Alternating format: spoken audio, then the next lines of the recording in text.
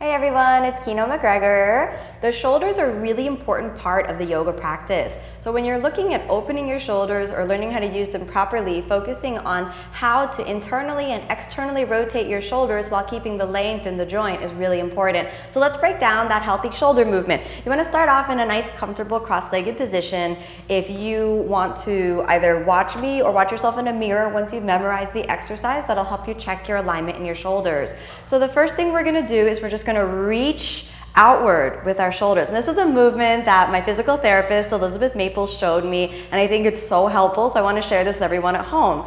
Now, what you want to do in this instance is we want to reach outward so much so you start to feel a stretch through the elbow joints. Right? So right here, you want to reach outward so much so you feel a nice stretch through the elbow joint. So we're reaching, both equally. So right now the shoulder is neither externally nor internally rotated. This is just helping you stretch out, stretching the nerves, stretching the connective tissue known as the fascia. Then we're going to work on externally rotating. Then you're going to flip your palms upward while keeping the core nice and stable. And you want to do this so much so you feel, again, that little stretch extending from the elbow joint all the way through the little finger. It's a nice simple movement, but we're working on externally rotating the shoulder. Now that we've created that length, this is the movement that's really going to help us in the practice. Keep your collarbone broad. Don't collapse the sternoclavicular joint, the place where the collarbone meets the sternum. Then we're rolling the shoulder forward, manipulating the shoulder right at the humerus. So we're working for internal rotation, taking the scapula forward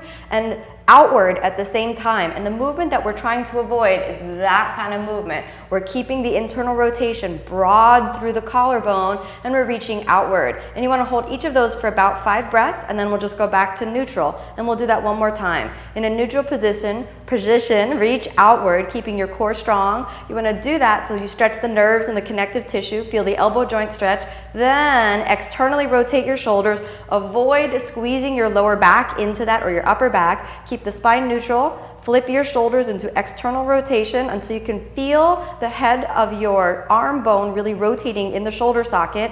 Then we're keeping the collarbone nice and broad and we're internally rotating the shoulders. And we're keeping the strength and the support through the back. We're looking for symmetrical movement in the shoulders, and we're looking for a nice broad collarbone. And this should be pretty intense in your arm muscles and in the nerve sensation through the arms.